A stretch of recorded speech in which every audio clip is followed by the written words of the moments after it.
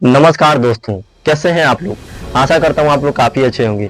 दोस्तों, आज की इस वीडियो में हम लोग जानेंगे मुगल वंश के बारे में, यानी कि मुगल वंश से जो जो क्वेश्चन बनता है सभी क्वेश्चन को आज हम बताएंगे और पूरा मुगल वंश के बारे में हम एक्सप्लेन करने वाले हैं। तो इस वीडियो को आप लोग फुल वॉच जरूर कीजिएगा, क्योंकि यहाँ से आप लोगों के एग्जाम में जो जो प्रश्न पूछे जाते हैं उन सभी प्रश्नों का आज हम हल लेकर आए हैं और बेहतर अंदाज में समझाने का प्रयास करेंगे।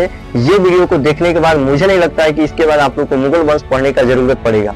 निचोड़ क्वेश्चन बताएंगे और बेस्ट तरीका से समझाने का प्रयास करेंगे। तो आप लोग चाहे कॉम्पिटेटिव एग्जाम का तैयारी करें या क्लास 12 का तैयारी करें, दोनों के लिए ये वीडियो काफी महत्वपूर्ण है। ठीक है, वेरी यूजफुल वीडियो है ये। तो वीडियो को फुल वॉच कीजिएगा और चैनल पे नए होंगे तो चैनल को सब्सक्राइब भी कर दीजिएगा। तो चलिए आज की इस वीडियो को हम लोग स्टार्ट करते हैं और बेहतर अंदाज में समझने का प्रयास करते हैं। Let's go. सबसे पहले जानते हैं हम कि मुगल वंश की स्थापना जो है कैसे होता है। मुगल वंश की स्थापना दिल्ली सल्तनत के आखिरी शासक लोदी वंश के राजा इब्राहिम लोदी को हराकर मुगल वंश का स्थापना होता है।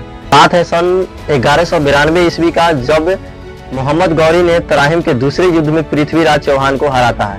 मोहम्मद गौरी युद्ध में जीतने के बाद दिल्ली शासन अपने गुलाम कुतुबुद्दीन ऐबक को सौंपता है और यहीं से जो है दिल्ली में इस्लामी शासन की शुरुआत होती है। कुतुबुद्दीन ऐबक ने पहले वंश की स्थापना की, जिसे हम लोग कहते हैं गुलाम वंश, यानी कि गुलाम वंश के नाम से जाना जाता है। इसके बाद खिलजी वंश, तुगलक वंश, सैयद वंश और अंत में लोदी वंश की शासन आता है। लोदी वंश का अंतिम शासक इब्राहिम लोदी होता है। इब्राहिम लोदी को सन 1526 ईस्वी में पानीपत के पहले लड़ाई में बाबर ने हराकर और वहां मुगल वंश की स्थापना करता है। अगर मुगल वंश की स्थापना पूछा जाए तो 1526 ईस्वी में पानीपत के पहले लड़ाई के बाद होता है मुगल वंश की स्थापना। और किसके द्वारा? तो बाबर के द्वारा। और कहाँ होता है? तो दिल्ली में।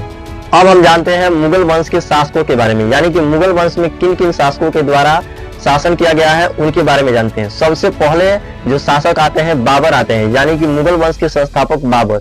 हम जानते हैं पहले बाबर के थोड़ा सा जीवन परिचय के बारे में। बाबर का जन्म जो होता है 14 फरवरी 1483 ईस्वी में उज़्बेकिस्तान में होता है। बाबर मात्र 12 वर्ष की आयु में फरगान के गद्दी पर बैठता है, यानी कि फरगान के गद्दी को मात्र 12 वर्ष की आयु में बाबर संभालता है। अब हम जानते हैं कि बाबर असली नाम क्या है। बरीरुद्दीन मोहम्मद बाबर है। इसके बाद बाबर समरकंद और काबुल पर अधिकार जमाता है, यानी कि समरकंद और काबुल को जीता है और उस पर अपना अधिकार जमाता है।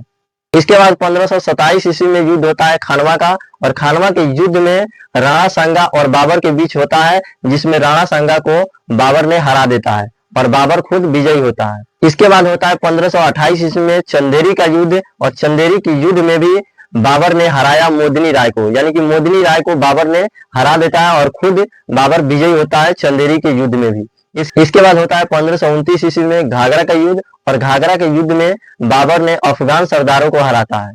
इसके बाद अंत में 1530 ईस्वी में बाबर की मृत्यु होता है आगरा में, बट आगरा में मृत्यु होता है लेकिन बाबर को दफनाया जाता है काबुल में। बाबर ने एक अपना आत्मकथा भी लिखा था खुद से तुर्की भाषा में। आत्मकथा का नाम है बाबरनामा। बाबरनामा में अच्छे चीज भी लिखा गया और बुरे चीज को भी बताया गया। यहाँ तक जो है, यानी कि 1526 से लेकर 1530 में जितना भी युद्ध होता है सब बाबर जीता है। बाबर की मृत्यु के बाद हुमायूं दिल्ली का उत्तराधिकारी बनता है और दिल्ली सत्ता को संभालता है। हुमायूं जो है बाबर के बड़े पुत्र है।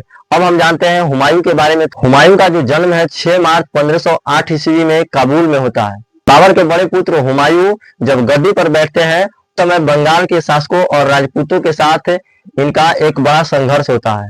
इसके बाद 1532 ईस्वी में हुमायूं चुनार किले पर कब्जा कर लिया, यानी कि चुनार किले को जो है हुमायूं जीत लिया और अपना अधिकार जमाया। कब? 1532 ईस्वी में। इसके बाद 1535 ईस्वी में मेवाड़ के बहादुर शाह को हराता है और गुजरात पर अपना अधिकार जमाता है। इसके बाद होता है 1539 ईस्वी में चौसा का युद्ध, और चौसा के युद्ध में हुमायूं को हार की सामना करना पड़ता है और उसमें जो है शेर शाह सूरी जीतता है, यानी कि पहला बार जो है हुमायूं 1539 ईस्वी के युद्ध में हारता है। और इसके बाद होता है 1540 ईस्वी में कन्नौज का युद्ध, जिसे हम बेलग्राम के युद्ध कहते हैं। और शेर शाह सूरी ने बेलग्राम के युद्ध में हुमायूं को काफी बुरा तरह से हराता है और हुमायूं किसी तरह भागते फिरते अपने क्षेत्र को छोड़कर दूसरे क्षेत्र में जा बसता है। फिर आता है हुमायूं कब? 1555 में, और एक बार फिर विजयी होता है और अपना जो है अधिकार जमाता है दिल्ली और आगरा दोनों पे।